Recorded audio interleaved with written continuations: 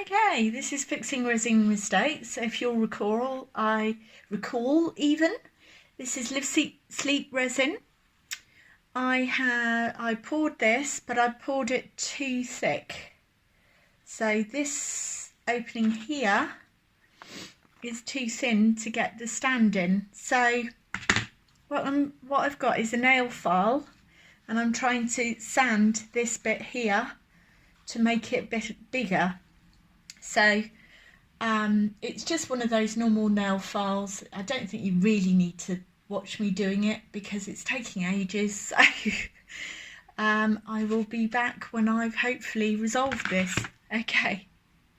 Hello there, I'm back and I've fixed it. Look. So this, I know there's holes in it, but it's only for me.